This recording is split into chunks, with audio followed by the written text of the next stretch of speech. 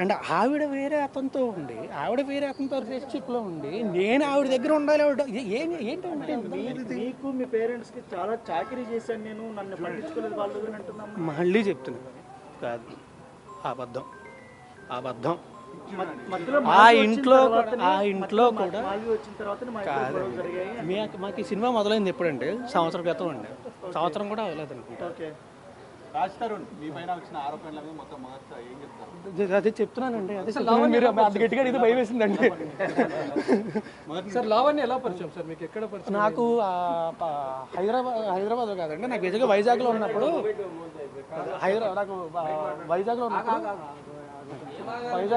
నాకు ఫేస్బుక్లో పరిచయం అండి. హైదరాబాద్ వచ్చింది. సరే సరే వెళ్ళిపోతాం. నాకు వైజాగ్లో పరిచయం అండి. హైదరాబాద్ వచ్చిన తర్వాత ఇనీషియల్గా నేను ఒక దీనికోసం వచ్చినప్పుడు, సినిమా గురించి వచ్చినప్పుడు, హైదరాబాద్ వచ్చినప్పుడు ఇనీషియల్గా అప్పటి నుంచి పరిచయం అండి నాకు. అంటే ముందు నుంచే మీరు పెళ్లి చేసుకుందామని రిలేషన్ స్టార్ట్ చేశారు, లేకపోతే ఫ్రెండ్షిప్గా ఉండి అలా ఒకరికొకరు ఇష్టపడి పెళ్లి చేసుకుందామని అనుకున్నారు? లేదండి, రిలేషన్షిప్ అనేది ఉండేదండి. అప్పట్లో ఉండేదండి, 2-3 ఇయర్స్ అండి.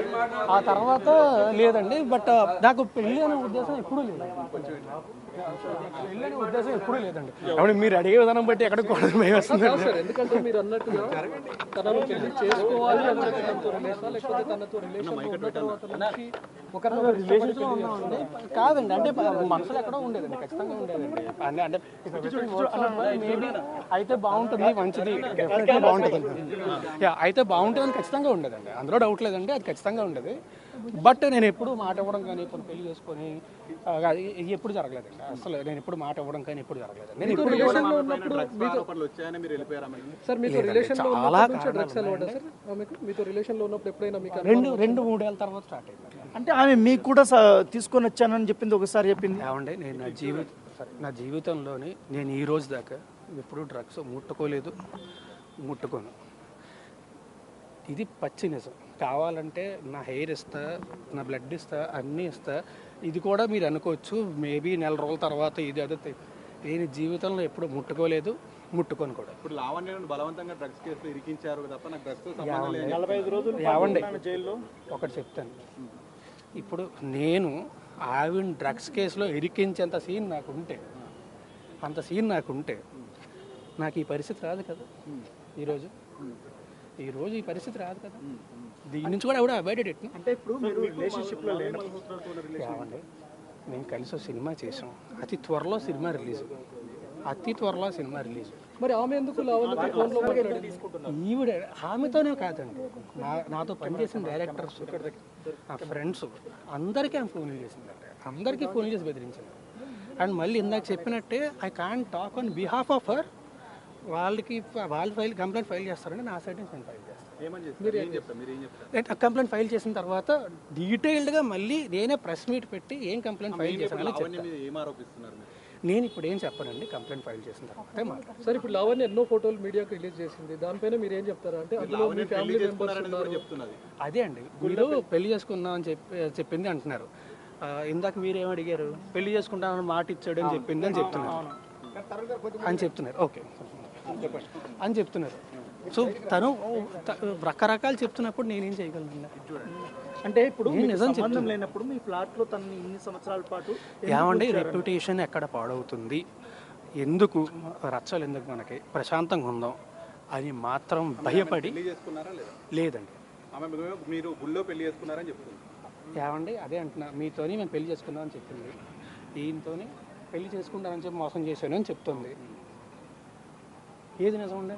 అంటే మీరు కలిసి గణపతి పూజ కూడా చేసేవాళ్ళు. ఏమండి, కలిసి ఉన్నప్పుడు నేను ప్రతి సంవత్సరం కూడా నాకు అంటే గుళ్ళకి వెళ్ళి పూజలు చేసి అయిన అలవాటు. ప్రతి సంవత్సరం కూడా వినాయక చవితి రోజు ఖచ్చితంగా పూజ చేయడం అనేది నాకు అలవాటు. అంటే ఒక్క రోజు మాత్రం ఖచ్చితంగా చేస్తాను. గణపతి పూజ చేస్తారంటే పెళ్లి చేసుకుంటే చేస్తారు కదా? కాదండి, మీకు గణపతి పూజ పెళ్లి చేస్తారు. గణపతి పూజ చేయడానికి పెళ్లికి సంబంధం ఏంటంటే, ఏమంటే ఇద్దరం కలిసి ఒక్క ఇంట్లో ఉండేవాళ్ళం అండి. ఒకే ఇంట్లో ఉన్నప్పుడు నువ్వు బయటకు వెళ్ళి కూర్చొని ఒకరిని పూజ చేస్తాను అనలేం కదా. ఎందుకు సార్, ఎందుకు ఇద్దరు ఒకే ఇంట్లో ఉండాల్సి వచ్చింది? ఏమంటే వివరణ live in relationship back then చెప్పా కదా అప్పట్లోనే. 2000 తెలుసు, మా పేరెంట్స్ కూడా పరిచయం. మా పేరెంట్స్ కూడా పరిచయం. ఈ లావణ్య తమ్ముడు మీతో డబ్బులు తీసుకోవడము, డబ్బులు అడగడం మీద మీకు నేను కంప్లైంట్ ఇస్తానండి, మొత్తం స్టేట్మెంట్ అనేది కంప్లైంట్లు అన్ని ఇస్తాను. ఇచ్చిన తర్వాత మొత్తం ప్రొడ్యూస్ రేట్ చేసినప్పుడు ఏమైనా సెటిల్మెంట్ కి ఏమైనా పిలిచారా మీరు? లావణ్యకి సెటిల్మెంట్ చేస్తామని ఏం సెటిల్మెంట్ అండి? ఈ విషయం ఒకసారి పోలీస్ స్టేషన్ కి వెళ్తా అన్నప్పుడు ఆమె చెప్పినప్పుడు ఆమె నాతో చెప్పలేదండి. నేను సెటిల్మెంట్కి నేను ఎప్పుడు మాట్లాడలేదండి, ఆమె కూడా నాతో మాట్లాడలేదండి. మాల్వి కూడా అలాగే ఈమె ఆవిడికి ఫోన్ చేసిందండి, ఆమె ఈవిడికి కాదు. అది మళ్ళీ అదే సారీ, అది కూడా మళ్ళీ చెప్తున్నా, అది ఆమె కంప్లైంట్ ఫైల్ చేస్తుంది. It's not right for me to talk on behalf of. 11 ఏళ్ల రిలేషన్ లో ఏనాడు రాస్తారుని ఇబ్బంది పెట్టని లావణ్య ఈ రోజే ఎందుకు కంప్లైంట్ చేయడానికి వచ్చింది? ఈ రోజు ఏనాడు ఇబ్బంది పెట్టలేదు, ఏనాడు ఇబ్బంది పెట్టలేదు. సరే, ఏనాడు ఫిర్యాదు చేయని లావణ్య 11 ఏళ్ల తర్వాత ఈ రోజు ఎందుకు పోలీసులను ఆశ్రయించాల్సి వచ్చింది? రాస్తారుని గురించి ఎన్నో విషయాలు ఎందుకు బయట పెట్టాల్సి వచ్చింది? ఎందుకంటే అండి నాకు తెలిసేయండి, నేను వీని కన్సల్టింగ్ లీగలీ బికాజ్ నా చుట్టుపక్కల ఉన్న వాళ్ళందరినీ ఆమె ఫోన్ చేసి ఇబ్బంది పెడుతుందని చెప్పి నేను లీగల్గా కన్సల్ట్ చేస్తున్నానండి. కన్సల్ట్ చేస్తున్న విషయం తనకు తెలిసి ఉంటుంది, నాకంటే ముందే తను స్టెప్ తీసుకుందామని చెప్పి తనకి వెళ్ళారనేటువంటి ఆరోపణ చేస్తుంది. ఏమండి అవడం స్టార్ట్ అయితేనే ఇవన్నీ జరిగాయని తన వర్షన్.